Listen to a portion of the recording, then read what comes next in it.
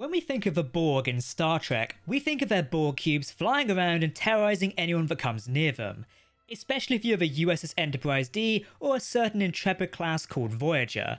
But what about the other vessels of the Borg Collective in the Star Trek universe?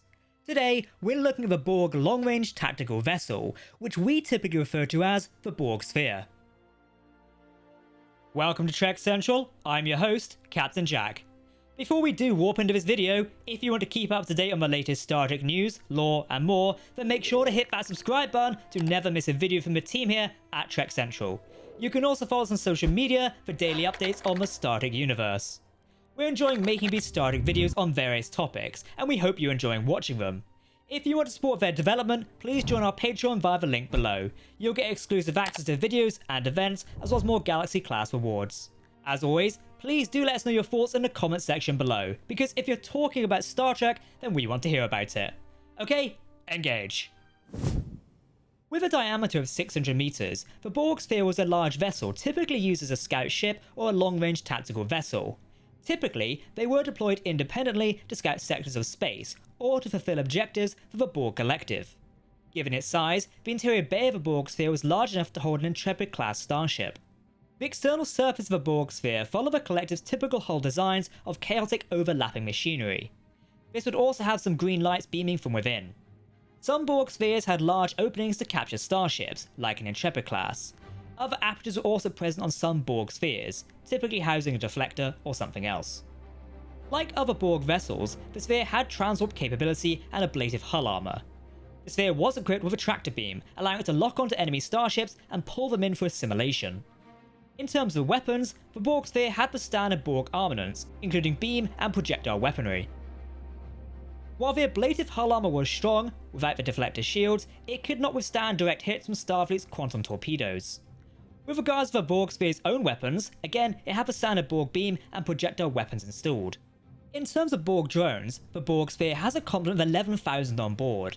Like the Cube and other vessels, the Borg drones were stationed in alcoves to allow for regeneration. Like other Borg Starship designs, such as the Cube, the Sphere had no living quarters or discernible engineering section for the propulsion systems. However, there was a primary shield generator inside the shield matrix. Another set of areas was the transwarp chambers. As the name suggests, these are the locations where the transwarp coils were installed. Heavy shielding protected this area. Borg Spheres were also installed with a self-destruct system on board. The Borg Sphere can be modified depending on the mission. For example, the Sphere that escaped the Battle of Sector 001 was able to create a temporal vortex to travel into the past of the human race. Starfleet, technically, first encountered the Borg Sphere during the Battle of Sector 001. Towards the end of the battle, Starfleet forces successfully defeated the attacking Borg Cube, which proceeded to launch a Borg Sphere vessel design as an escape vessel for the Borg Queen. In reality, this sphere was then used to travel back to 2063 and prevent the first official first contact between Vulcans and humans.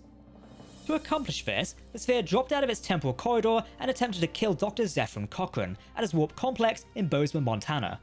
The sphere was soon destroyed by the Sovereign-class USS Enterprise-E, which had followed it through to the past. While the Borg would continue to be a pain on board the Enterprise, their sphere had been destroyed.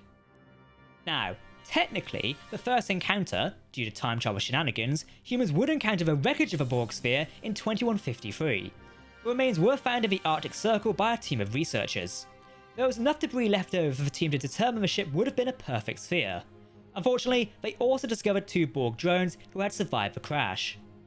The Intrepid-class USS Voyager, which was stranded in the Delta Quadrant, encountered a few Borg Spheres during its journey home. On one occasion in 2375, Voyager successfully retrieved a Borg transwarp coil from a damaged sphere. This was part of Operation Fort Knox. Due to damage, the sphere was only able to travel at warp 2 because it was in the process of regenerating. A Borg Sphere with the designation of Sphere 878 was active in the late 24th century. The sphere was patrolling Grid 091 in 2377. However, the Borg Queen noticed that the voice of a single Borg drone on board had become silent. This meant this drone had become separated from the Borg Collective. In fear of a resistance movement from the drones affected, the Queen activated the sphere's self-destruct mechanism, silencing the voices of all 11,000 Borg drones on board. Another Borg Sphere was encountered after the USS Voyager dealt with a 29th century Borg drone known as One. He was created for a transporter accident. Unfortunately, his own proximity transceiver contacted a Borg Sphere, which then intercepted the USS Voyager near a proto-nebula. While initial attempts to fight the vessel failed, one beamed aboard this sphere and navigated into the nebula, destroying it. In 2377, a Borg Sphere was commanded by General Kork. He was a Borg who eventually ended up free from the Collective, which is one way of putting it. He captured a Borg Sphere and used it to assist the USS Voyager against Borg Tactical Cube 138. Kork's Sphere and Voyager mounted an assault on the Tactical Cube, but was holding Tuvok, Torres, and Captain Janeway. Kork would later be contacted by other former drones and depart to assist them, in leading a resistance against the Collective. When Voyager returned home to the Alpha Quadrant, it ended up inside of a pursuing Borg Sphere. Upon exiting, a Starfleet battle group attacked and attempted to destroy the sphere from a transwarp conduit. Thankfully, Voyager was able to destroy the sphere from inside using its transphasic torpedoes. The origins of the Borg Sphere trace all the way back to Star Trek First Contact. The sphere was mentioned for the first time in the first draft of a script, which was dated September 29, 1995. Scene 4 of the movie described a more belligerent and independently operating sphere. In the film, the sphere is depicted as an escape vessel for the Borg Queen. However, it does continue its aggressive nature when it's seen bombarding 21st century Earth, before being destroyed by the Enterprise-E. The sphere was designed as measuring 914 meters in diameter. The team that worked on First Contact eventually decided it was only 457 meters in diameter. However, when looking at the debris field in Star Trek Enterprise's regeneration episode, the radius was calculated to be 600 meters in diameter, give or take. Michael Sussman, who worked on Star Trek Enterprise, originally had the idea for the regeneration episode, but some of the technology that survived the Borg Sphere had somehow been appropriated by one of the designers who had participated in the Warp 5 program. From that, Brown and Barger retained the idea that debris had survived. While regeneration was proceeding to develop as an episode, Mike Sussman wanted to establish that Borg Spheres weren't constructed in some type of complex, but were instead transformed from other ships following a simulation of each of those vessels. Sussman originally wanted the transport ship from the episode, Arctic 1, to become a Borg Sphere. This idea was rejected by the producers. Initially, designers of the Borg Sphere felt it would be too much like the Death Star from Star Wars. John Eves was most directly responsible for designing the Borg Sphere. Production designer Herman Zimmerman described the Borg Sphere X Death Star as the biggest problem and challenge when creating the design. In essence, everyone wanted to make sure the sphere looked unique. The design team's desire to make the design different to the Death Star became a central influence. The detailing on the Borg Sphere's hull aided in setting the two apart. The detailing actually took cue from the hull of the Borg Cube seen in the Next Generation.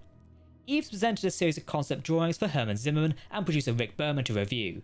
These sketches, at least the first two of which were dated January 1996, were drawn and submitted during pre-production of Star Trek First Contact.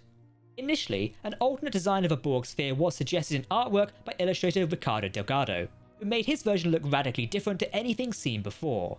One half of a Borg Sphere's hull would be composed of traditional Borg panels, whereas the other half would be a force field containing a gaseous energy that the sphere used for fuel. Originally, the Borg Sphere was a traditional physical studio model, but advancements in computer technology allowed for the addition of a digital one as well.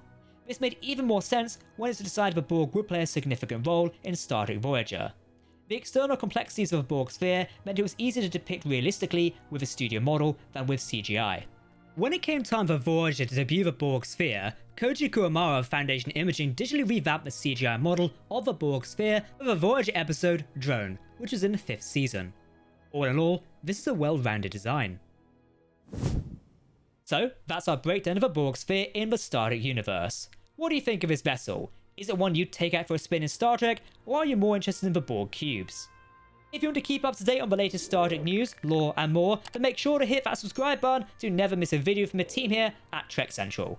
You can also follow us on social media or join our community Discord server. For now, I've been Captain Jack, thanks for watching, and we'll see you next time. Live long and prosper, my friends. Goodbye.